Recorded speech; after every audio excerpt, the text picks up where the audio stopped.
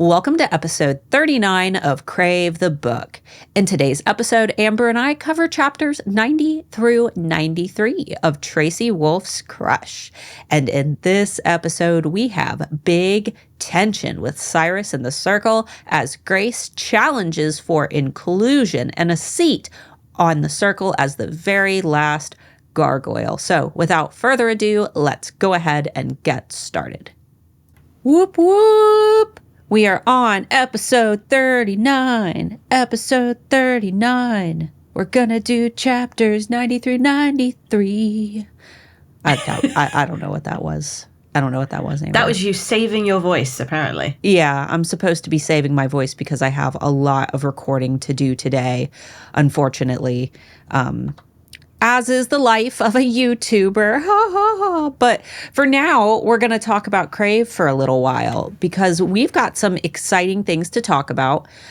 We do have some big spoilers in this episode. I know that because when I went to make note of a spoiler I wanted to talk about, I looked at the notes and Amber had already noted the exact thing I wanted to note.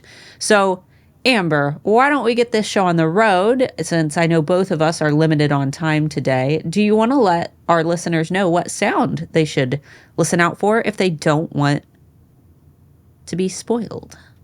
Yes, so just like every other week, you got to listen out for the wolf howl. Sounds just like this. Woo! And that signifies that everything that was safe to listen to has now ended. It's ended. Everything after that is usually going to be a spoiler, a surprise, something that you wouldn't necessarily know is about to happen if you have not read past the chapters that we have designated for today. We've gone right up to court in our spoilers, so we will ruin it for you. Yeah, we don't want to ruin your day because you haven't read that far yet. So drop out, come back. These podcasts are evergreen. They'll always be here. And we're everywhere.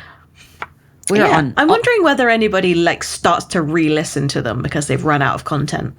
I don't know. I have no idea. I did just see we had a bunch of comments from new listeners who are commenting on our first episodes on YouTube. So it'll be months before they get to this episode. But for everybody who's new, welcome to episode 39.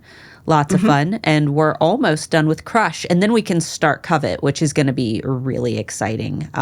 But I guess we can go ahead and jump right in because last we left off, Grace has found out that she needs to go and collect their winnings, their prize winnings, from the Circle and Cyrus, because they need to get that bloodstone in order to get Hudson out of her head. But she's also just found out that Jackson has a spell to sever the mating bond, or that he had one, but apparently he threw it away.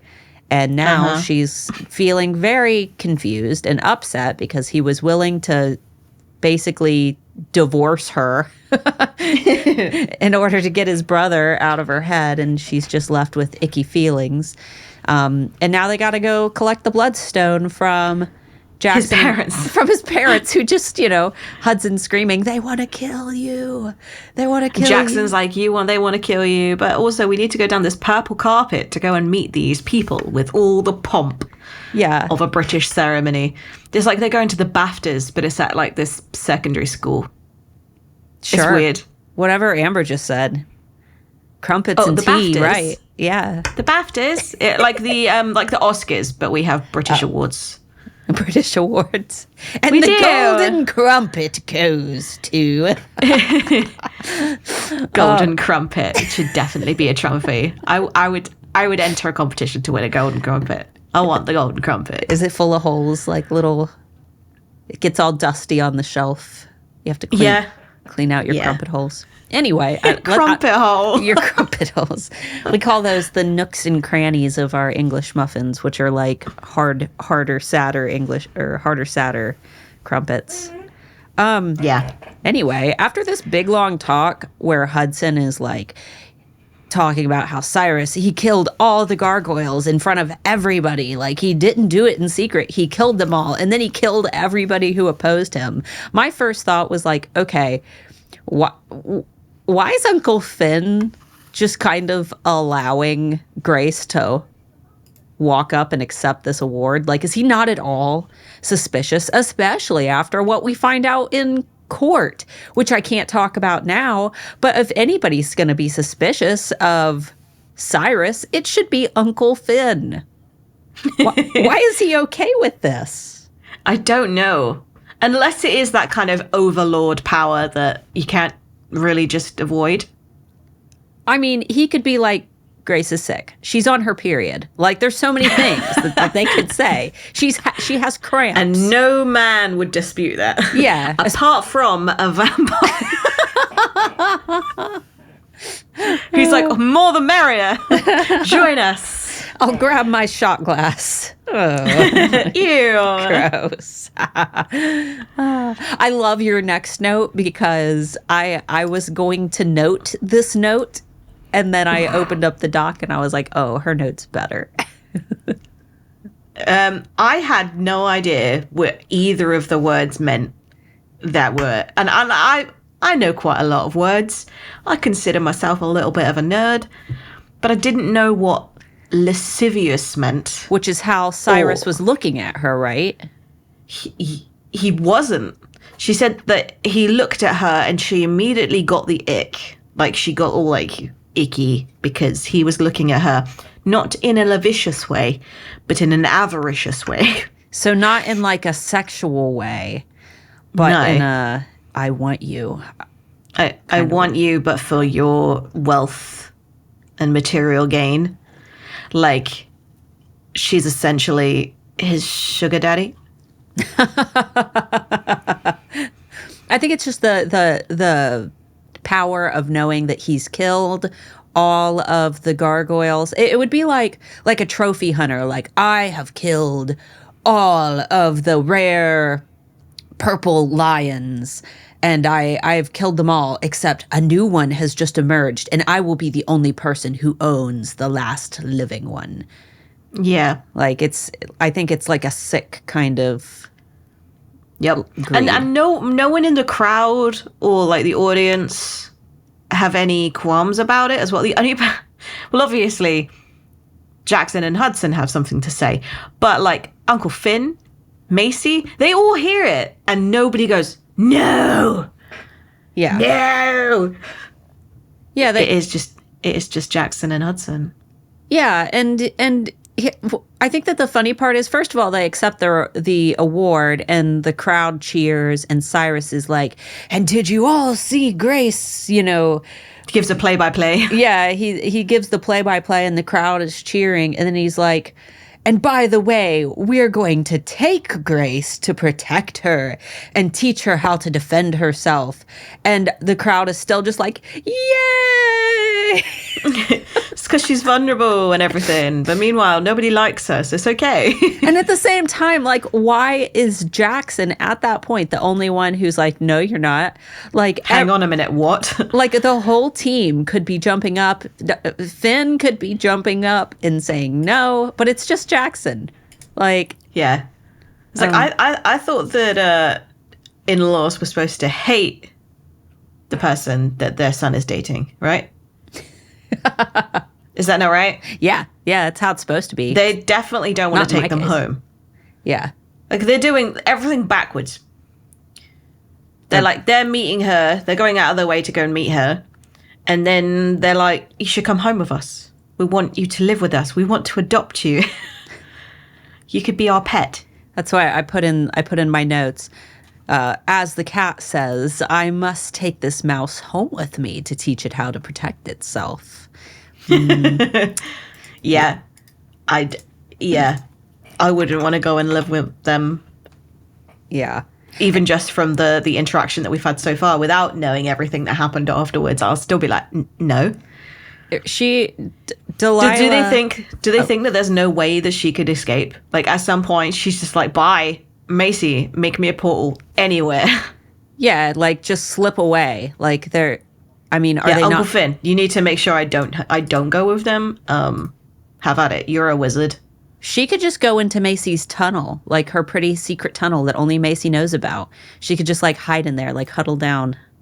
Yep. There's so but many at no things. point does she think of any. She doesn't ever go, yeah, all right, sure. Let me go pack, and then just disappear. No, instead, Hudson is like, do this thing that you've never heard of. And she's like, do this thing that you definitely have no idea what it is, or be able to even make what's the word? Infer. yeah. It's Inference. She has no inference as to what it is. It reminds me of like when Cartman goes on the date with Jimmy and he's whispering like through the earpiece everything that Jimmy needs to say on the date. Do you know what I'm talking about? I don't think that is the one I've watched. What? It's the one where Jimmy's got to go to the talent show. The talent show is in just a few hours. And he goes with the prostitute. I'm gonna have to watch it. Oh my god! Yeah, and it's like the stereotypical trope though, where like I don't know what to say. Here, wear this earpiece, and I'll whisper all the right things to say. Except it's just Hudson in her head. And he's like, "Say this, now say this, say all of these nonsensical things that you have no idea what they are, but make sure you get the inflection just right, or else everybody's gonna call you ruse." But meanwhile, Jackson's also shouting, in the real world, shouting at his dad, going, no, she's not going with you. No way is she following you. You can't do that. And then Grace goes, shut up and let Hudson chat with me for a minute. And Jackson's like, you believe him? You believe my daddy's pet? It was really awkward. Yeah. Clearly he thought that Hudson was like, you should go. It will be a lovely holiday. It'll be great. Like, just how little faith does he have in his brother that he had the similar childhood? And Grace. Yeah. Yeah. Yeah. He automatically just assumes that Hudson's like, you should do that. You should apply for that job. I will pack for you. Yeah. I have been wanting to go back home. Take a trip. Take a holiday. It's like, well, he's in her head. He has to go with her. It's like the equivalent of whether your pet can stash themselves in a suitcase. He doesn't need to. He's not even taking up any room. Do vampires fly planes? Like, how do they go back and forwards?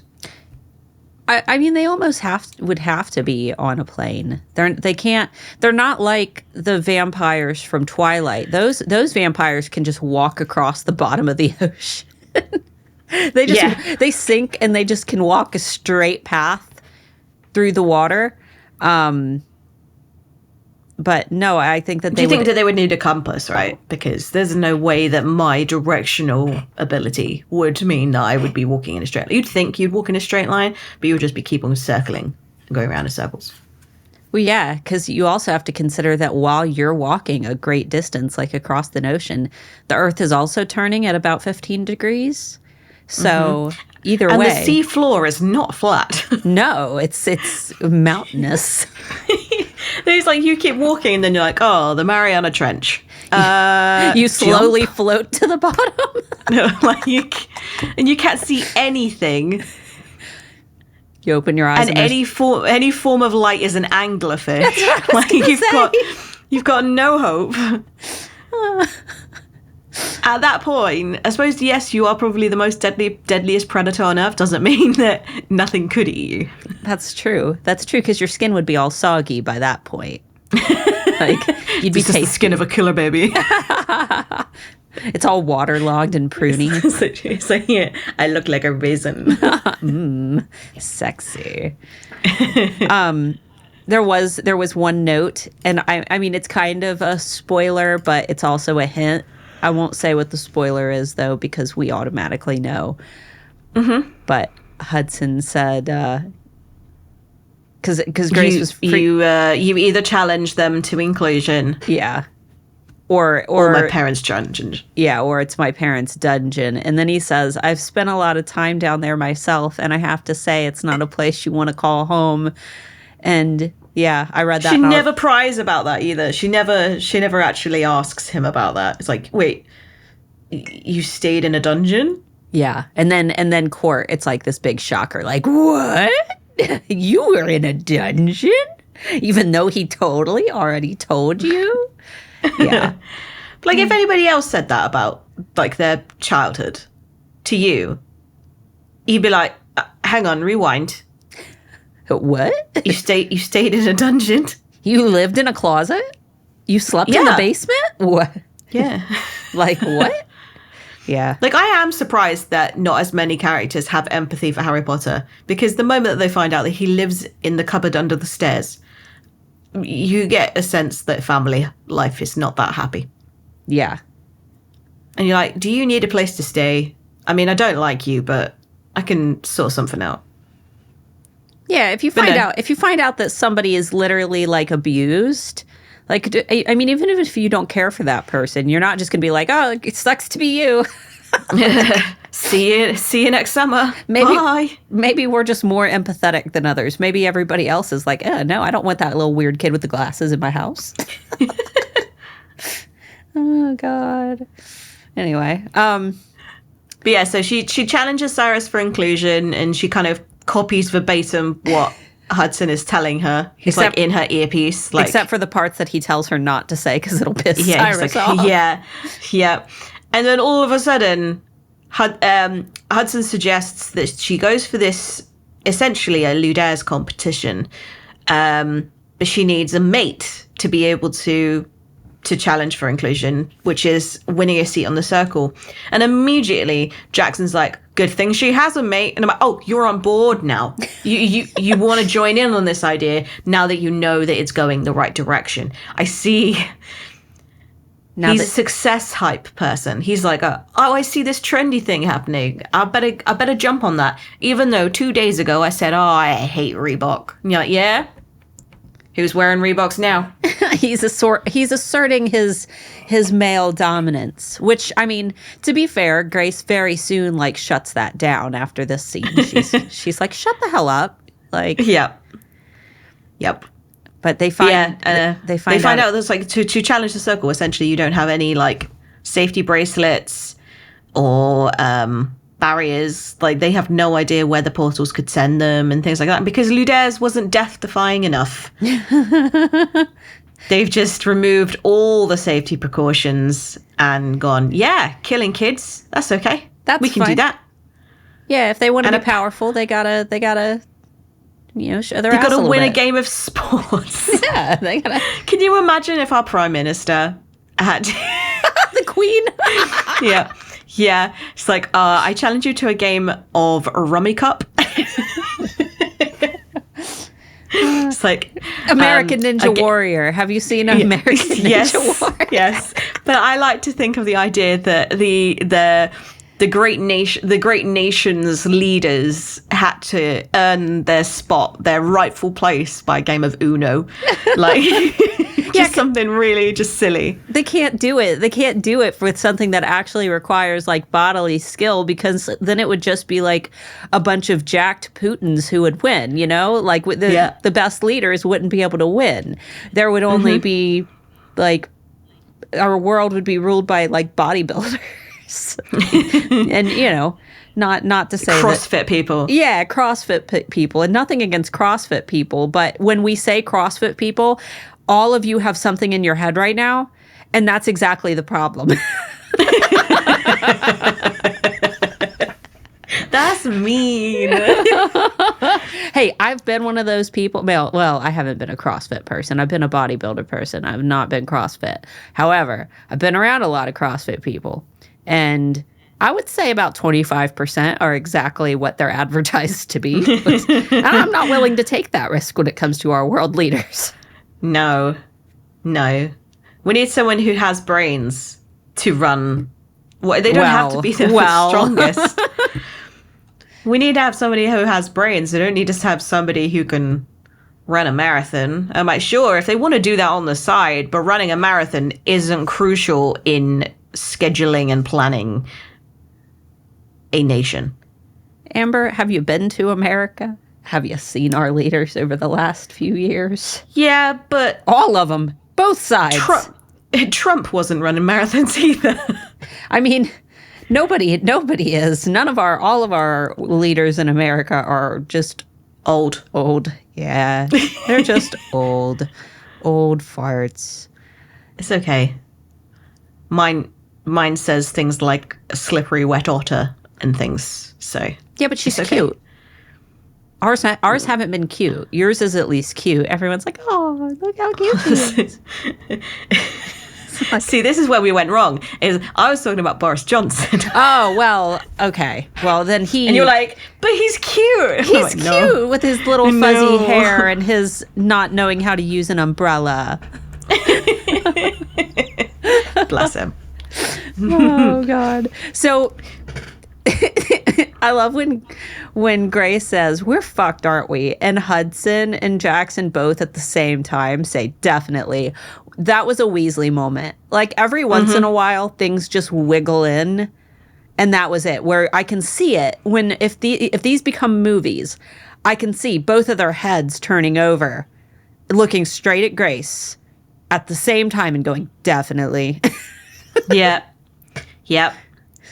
And I don't because we haven't mentioned, so far they have done the Ludairs tournament. Then they went to the Dragon Boneyard. Mm-hmm. Then they went to an accidental assembly. Mm-hmm. But then they were planning on going to the Unkillable Beast Island to come back to play the worst game of Ludairs ever because they've only given them 2 days to prepare. So they have had 6 days where they could have died at any given moment. That is a lot of anxiety to put on somebody. That's not just a day of anxiety. That is 6 days of continuous threat of death. Life as a teenager. And that doesn't sound pleasant to me. Like I'm like, guys, I'm tapping out. I'm good. I'll just go and sit in Macy's tunnel. I'm good. I give up too easily, though, I think. Like, just because I could doesn't mean I will. Yeah. I can still chicken out at any point. Good thing Hudson is the chicken whisperer. That's true, because, Grace will never truly be alone. Her chicken daddy will always be there with her. Yeah. She could find always anywhere to trying go. to bring the confidence back out of the chicken. See, this podcast has devolved. It has. There's lingo. Like, I feel bad for anybody who tries to listen in on episode 39 without getting all the references because... There's no context. No. Chickens. I mean, what do you want about? She could just go back to Heather Werecrab and live there for a couple months. And Heather Werecrab, garlic mushroom. We could just start throwing in things that have happened. Uncle Phil. Yep. Yeah. I've already forgotten everything that we've ever said. Mine's a blank. That's why we have notes for every episode. We don't have to actually go back and listen. When was the last time? Have you ever listened back? No. To an episode? Nope. Nope. I do. No, I do. Don't. I don't believe I do, because sometimes I think, did I say something really embarrassing? Like, I know that my husband listens. We probably did. That's why I don't listen back to them. Even when I edit them, I've got the editing process down to where, like, I know where I need to put the howls. And I don't really... I just did it. Like, I just said the words. I don't need to listen to them the same day. I edit these the same night. So it's like... Yeah. So it's like it's Schrodinger's embarrassment. You don't know that there's embarrassment within the podcast episode because you haven't listened to it yet. There could be, but there also couldn't be. And therefore, it's the paradox of Schrodinger's embarrassment. Yeah, it would only be embarrassing if somebody pointed it out. And you know what? We got away with an entire episode about if vampires poop. And, and humans should lay eggs. and humans should lay eggs. So I think that we're right on track. Yes. Anyway, so there was a line where they're talking about how they need to go to the Unkillable Beasts Island because they need the final ingredient to the recipe for the spell to get Hudson out forever, but as a human. And Hudson is really trying to persuade Grace that they do not need to go and risk their lives again, which is a fair point. They do not need to risk their lives again by going to the Unkillable Beasts Island when there is no real threat to him coming back with his powers, because he isn't going to hurt anybody. He's trying to persuade Grace, because Grace is the only person that can listen right now. It's not like he can go, I need another person to sway my vote. Like, he's only got Grace to listen to. And he says, you just need to get me out so I don't put any more strain on the mating bond. And you already have everything you need to do that. And I was like, is he talking about getting him out? Like, does they have everything that they need to get him out, or they already have everything they need to put a strain on the mating bond? Because they are absolutely putting strain on their own mating bonds themselves. That's very true. Here's the thing. Like, can you imagine how much easier everything following these events would be if everyone would just shut the hell up and listen to Grace? Yep. Like, and they could have got Hudson out, and then they would have had like a 6th or a 7th, whatever number person who has amazing abilities. Amazing that could everything. be used. That could be used to go and do the Unkillable Beasts Island. That could be used to go and do the Ludez tournament. They haven't explored that. They wouldn't need to go to the option. Unkillable Beast Island, though. But they don't. They've looked into the crown. The reason why they need to go to the Unkillable Beast Islands is to get the location of the crown, right? No, it's just to get the Heartstone. You're thinking Heartstone. you're covet brain right now. So they're trying to go and get the Heartstone, right? Yeah, they would have. They haven't actually explored what else the Heartstone could do. That's true. They just know that they have to get it because they read it in a book. Yeah.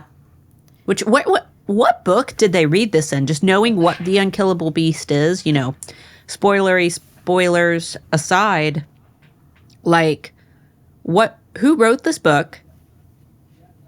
Where is this book? What other secrets are in this book? I would be spending more time reading this book, because this book, here's this thing that nobody's ever heard of and they think is a myth, but here it tells us the location of this. Yeah. Like, what? We also get another ball drop revelation about Hudson and Leah, which I actually forgot about this part, but I know that we've speculated multiple times on the podcast where we've said, oh, well, maybe Leah wasn't, that bad. Maybe it was Hudson's power of persuasion where he told her to bring him back. And then you find out that wasn't it at all. He was just joking. He's like, you're going to love me forever, aren't you? Yeah. And then which is really, really sad. Yeah. I can picture her pupils sad. Blowing out at that moment. Like, yes, I will love you forever. But yeah, and it's just how much of a domino effect that had. He told a joke and it ended up getting Grace's parents killed and all of this. Yep. At the same time, if Grace's parents had never died, how long would Grace have been able to... How long would her gargoyliness been able to have been hidden? I'm not saying it's a good thing that her parents were killed. However, what would life be like if she would have never found out? I don't know, because it's kind of the finding out you're adopted. Eventually, you're going to put 2 and 2 together. You're going to realize, and your parents could either sit you down and have that discussion with you where you feel a little bit betrayed, but at least they've done it in a way where there is room for forgiveness and the conversation is opened up where you can learn a bit more about it because it was kind of happened in a bit more of a neutral territory than you finding out and then accusing them. Mm-hmm. I am so surprised that at no point during her life did she ask about any of her external family and why they've never seen each other. Because both of her parents were supernatural, weren't they? I've lost track of what's spoilers and what's not. No, mother was human. Mother is human. Dad was a warlock. Dad was a warlock. Where are the rest of their family?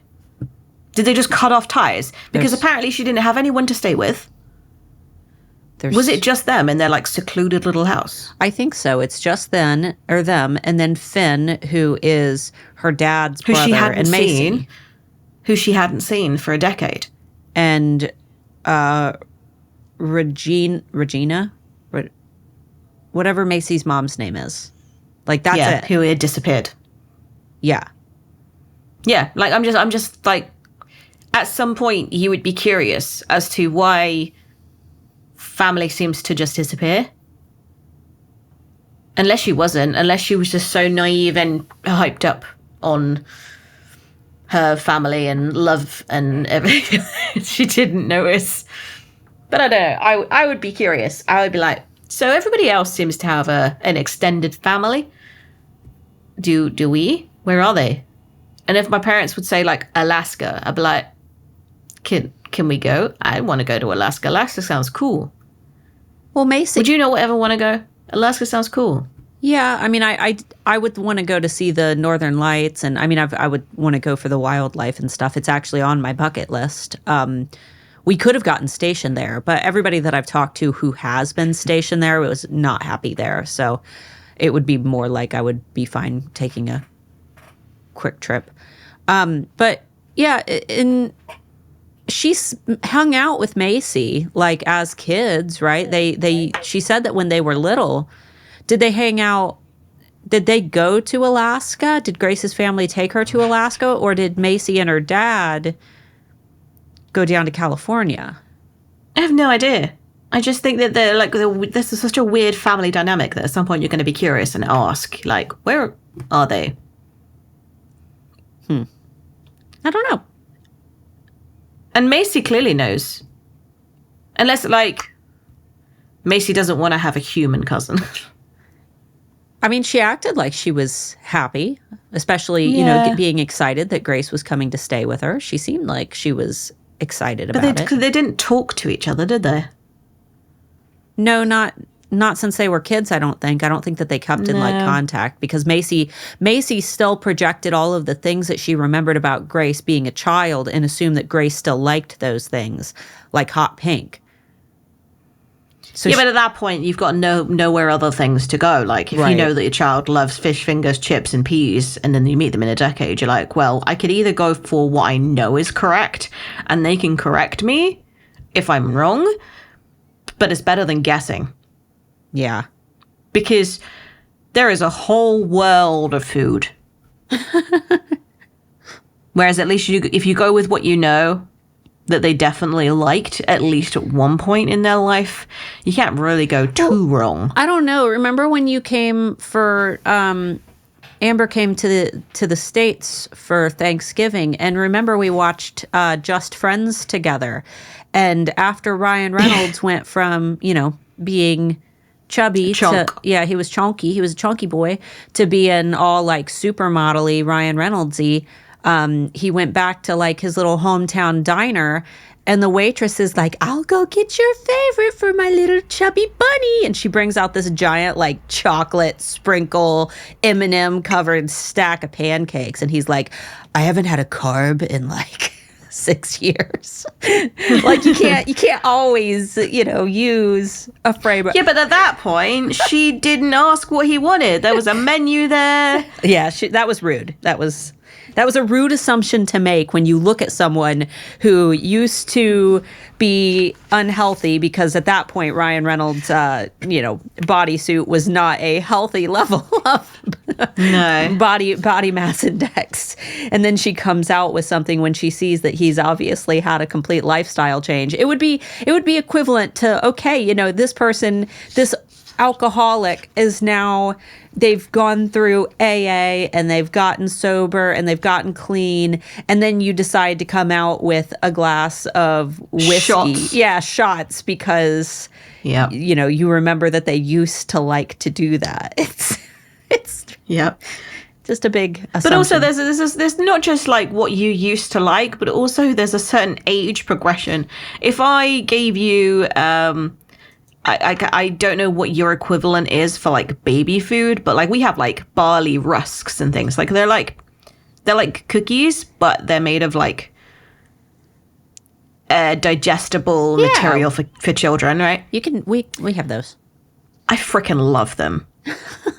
But if I was caught eating one, people would look at me weird. Well, when you're a parent, you get away with it because you just eat whatever the heck your kid didn't eat. You're just like, oh, I'm gonna eat these little like Gerber puffs. But yeah, if I went to like a long distance aunt who hadn't seen me since I was about 2, if she brought out rusks, I would be like, I'm 29. I mean, it might be funny to do as a joke, though. Like, it would be. It's like, I remember these. I'm like, yeah, I don't remember loving these as a kid. I don't remember eating them on the reg. How did we get on this topic? I can't even remember. Don't know. Okay, next note's yours. So Grace is a little bit confused as to why people are only concerned about his ability to persuade. And she gets this whole kind of conversation with Hudson about the fact that no one really knows that he can disintegrate things. And everybody believes that it's dormant. It's not active. And she asks, like, well, why do they believe that? And he said that his dad just ran out of things to threaten that he loved. They killed his puppy. They definitely killed his puppy. They had to have killed his puppy because if you guys remember in the scene where she sees little baby Hudson and little baby Jackson and his parents took little baby Jackson away, Hudson explodes like everything in the room except for Cyrus. And then Cyrus tells him that he's going to get him a puppy. And I swear to God, I think they used that puppy like as one of those things where, oh, you raise your puppy and now you have to kill your puppy. Wasn't that in Kingsman? It was. I was going to make the same reference. Yeah, where they make you raise your dog and then they tell you that you have to kill it. Yeah. Yeah. And then they realized that it was just a ploy. Lol. Yeah. Jokes. I hated it. I hated that scene because when one of the girls does it, right? And you hear the gunshot. Yeah. Where she kills her puppy. I'm just like, oh, no. No, there's like blanks. Oh, they're blanks. Okay. They're blanks. Yeah. It was just to see whether you had everything in it in you to obey orders. Yeah. Which was a terrible thing to do. No, I couldn't. To ask a child to do. I couldn't do it. No way. Nope. I wouldn't have even like held the gun. I've gone, nope, put it down, walk away. Yep. I'm sorry. I'll find a new job. I'd also grab the dog on the way out just to say. I'm going to keep, I'll keep the dog. I will keep her dog and I will keep this guy's dog too. Yeah. I am out of here and I have all 3 dogs under my arm. Yeah. Let's see. Last note's also yours. Yeah. So, because of what Hudson is saying and that she starts to believe him, she starts to realize that, yeah, he has a point, that there is no point risking their lives. She does try to persuade the group that we do not need to go to the Unkillable Beasts Island. And Jackson's reasoning for why they shouldn't listen to her was basically that Hudson's getting in her head and telling her lies and spilling secrets and, like, twisting her reality. That is gaslighting 101. Yeah. And she said, like, why won't you believe me? And he went, well, you're only human. What? And she was like, well, I'm not. And she starts to realize that the entire group are definitely still looking at her as if she's still human. The weakest link. She doesn't have a vote. She doesn't have a vote. She doesn't have a voice. They look at her as if she's crazy, as if she's been manipulated from the start. As if she was never intending to follow through with the group. And Jackson essentially holds it over her that even if she's not coming with them, they're still going. And instead of accepting that and going, well, I'm just not going to take part and throwing her toys out of the pram, she's like, well, if I go, at least then they have more chance of surviving because I'm helping. There's another percentage that I can add to the likelihood that we'll survive this. And at that point, I knew that Jackson was never going to be redeemed. No, because he says... I just was like, no. He basically says, like, your life, in comparison, is nothing. Yeah, it is not the most important thing, which, you know, if we're comparing, like, the needs of the many to the needs of the few type thing, blah, blah, blah. Yeah, you do want to make sure that you're... If it's like sacrifice one person in order to save the world, sure, I get it. However, you don't freaking say that to your girlfriend's face. No, not in front of a group where you literally are undermining everything that she is. And not a day after you've already kind of dropped that bombshell that you were willing to break the mating bond in order to get your brother and kill him. And there was another important thing that he also said at the end where she's like, okay, but once we get the Heartstone and we come back and we have everything to bring Hudson back, you have to promise me that we will at least have this conversation again. And that we will... I want to be able to have my... like a last attempt at persuading you otherwise that you're going to hear me out at least another time. And he's like, oh, Grace, of course. Like, I'll absolutely listen to you. I won't do it, but I'll listen. Like, oh my God, I wanted to punch him. Yeah, I'll always listen. Just know I will ignore it. Exactly. Like, you'll always have a voice. You'll always be able to tell me what's wrong, but I'm going to ignore it because I will not be budged on this matter. That is just so freaking tyranny.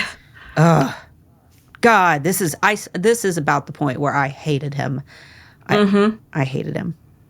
You want to go ahead and get into spoilers though, because I want to add. Yeah. All right. Because I've accidentally smattered a few already. Yeah. All right.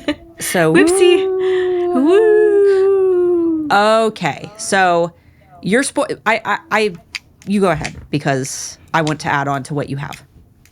So my question is, now that we have read Court, where do you think that Cyrus was planning on stashing Grace? Or what do you think that he planned to do with her when he got her back to their house? Okay, so... mansion.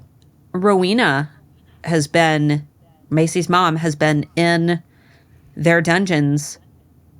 This whole time. Like, yep. Macy said since she was 8, so Macy is... 17? 17? Yeah. So, it was Rowena's powers taken away? Like, I can't remember. Because she was all, she's like all she essentially, up. She was in absolute pain because the longer she didn't fulfill her deal. Yeah. The more her body like acted against itself. I don't think she lost her powers. She was just incapable of using them because she was just so stuck. Yeah. Not being able to fulfill what she had promised. Mm-hmm. Which is really sad. Especially not being able to like even reach out to like let your daughter know that you're alive, which is probably for the best. Because then Macy would. And not only that, it's not just like it was her choice to not fulfill it. It's then she got stashed in a dungeon. So even if she wanted to, she was unable to do it. Yeah. And I don't know too much about them, but I feel like witches probably have a little bit of immortality, right? Because like magic sustains them. So I don't think she's going to necessarily like go, oh, I'm 60, I'm going to have a heart attack and die. It would probably be a prolonged existence within this dungeon. And she has no promise of ever seeing her family again. Yeah. And the one thing you would probably not want your family to do is to come and rescue you, because what if they accidentally fail and end up in the same place that you are? You wouldn't want your daughter or your husband to be there. Right. You would so probably just take it. Suffer on their behalf. I think that that's exactly it, though. I don't think that there was any plan to actually train Grace or anything. I think that it was just like almost like how Cyrus was trying to train up Hudson to be a weapon.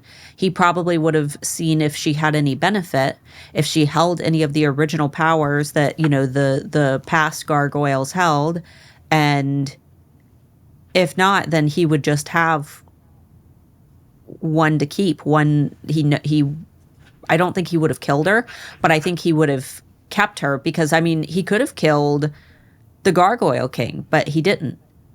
He locked him away. Mm-hmm. So I don't think that... Do you think he locked him away because he became a gargoyle and then Cyrus was incapable of actually biting him? So instead, he rendered him incapacitated. I think it was because more... you can't unturn someone. I think, well, and this is just complete speculation, but I think it was more of a humiliation thing, both for him and for the bloodletter as well. I think that it was kind of a show of power, humiliation. Man, he's such a prick. He just gets worse as well. Like, you think he's just a smarmy British guy who has a bit of a vendetta against his children in this book. But he just gets worse and worse and worse. So does Delilah. Yeah, but like Delilah, you kind of think, well, maybe she's mentally ill. Maybe she's been tortured herself to the point where she's unable to actually make decisions for herself and she's kind of following on. But then because Jackson got scarred by her and occasionally it like pops up. But because Cyrus is the bigger evil, it kind of takes a back seat. Yeah. But yeah, she is just as bad. Do you think it's like a Stockholm syndrome, or do you think... I think it's... do you know the saying folie à deux? No. So folie à deux, it usually happens with couples, but it can also happen with like friendships. But there are certain people that if you put them in a room together, they will literally bring the worst out of each other. They will get into their own fantasy world where they believe that what they're doing is right. Mm-hmm. And it happens a lot with serial killers. They will find their perfect partner who just is an accomplice to everything that they need. But it's like a catalyst for the worst things that they could possibly do.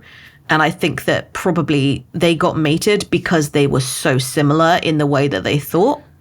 Well, no, but because then, when there's similarities, the similarities made them clash to the point where they were like, no, I don't agree with this. But actually, they still had the same kind of personality. I've got the Vampire Court like backstory, and Cyrus was it was like a traditional, like, the woman has no say. She was kind of like sold off to Cyrus. She did. She didn't want to marry him at first.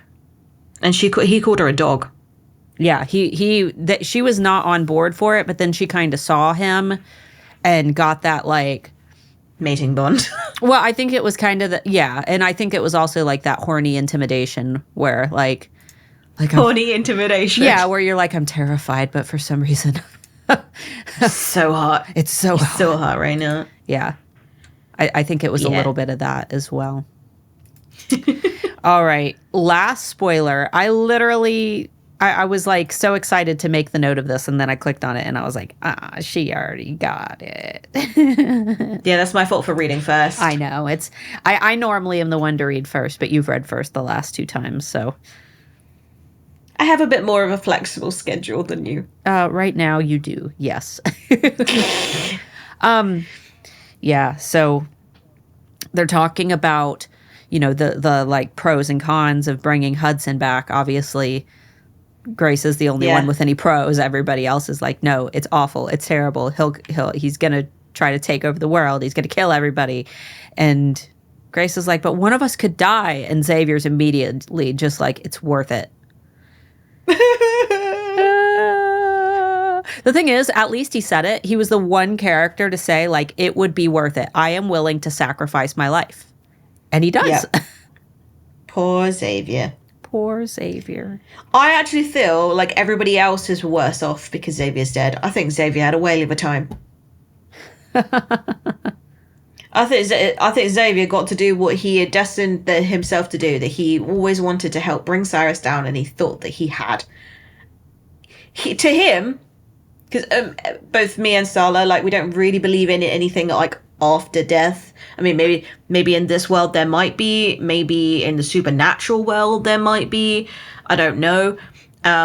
But yeah, maybe I'm speaking for myself here. I don't know. But we don't believe in anything after death. And he genuinely might have died thinking that they were successful. Yeah, he might have thought that was it.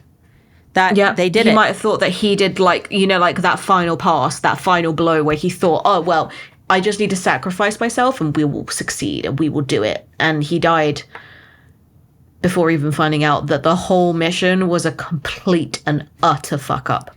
That's like, it's like when, like, you're holding, you see all the movies where they're like holding like the dying guy and he's like, did we do it? Did we win? And yeah, Bob, we did it. You got him good. You got him. Yeah. Like, meanwhile, the world is aflame. you saved the world. Yeah. You did it, boy. You did it. Good doggy. Good doggy. Here's a biscuit. At first I thought you said Dobby, and I was like, no, too soon. Xavier is just it will always be too soon. Xavier is just so happy to die with his friends.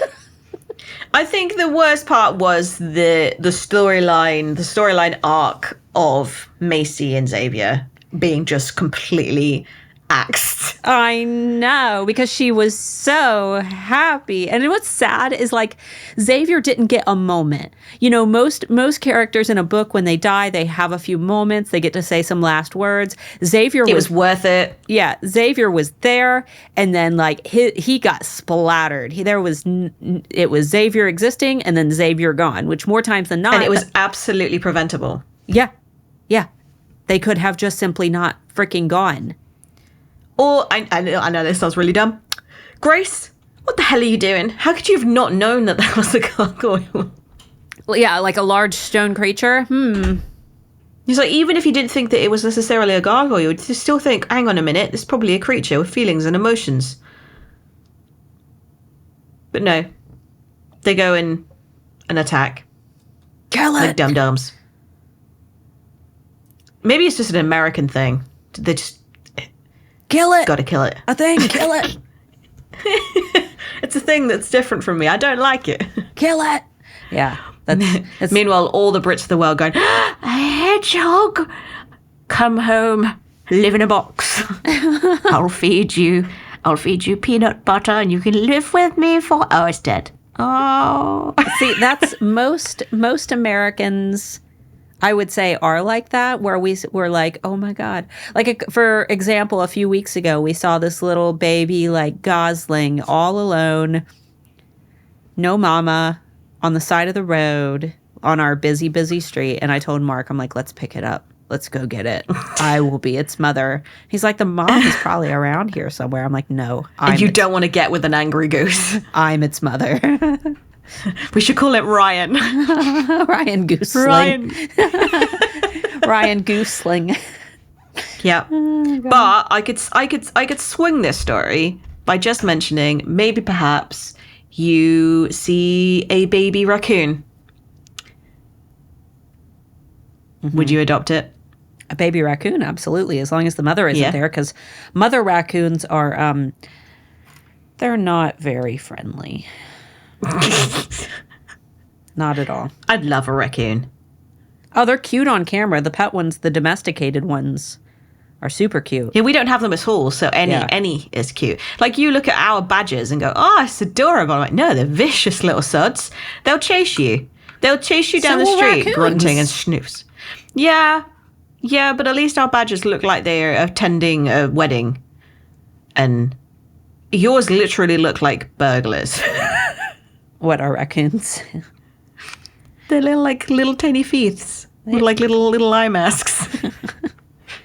Well, they hiss. And they're like, in the dead of night, nobody sees me. I am but a vision. I'm an illusion in the dark. Except they're fat. It's like a fat cat. That's what they look like, a big fat cat. And you see them dead all over the side of the road, like with their little legs sticking straight out because they're so fat. Yep. Well, what an episode it has been. Next week will be episode 40, and we will probably get to the unkillable beast. Or maybe just the trip there, because they got the trip. That's a bit lengthy. Remember the circle guards, like pop Pretty out. sure Grace is in this. Grace is in a strop as well. Oh, wow. Mackay nearly dies. Yeah, because she has to put dirt. She learns how to heal. Yeah, she puts dirt in his wound. She's like, I know how to stave an infection. Have some mud. Yep. Saved his life with some mud. Yeah. Well, we will speak to you all next week. Bye-bye. Bye-bye.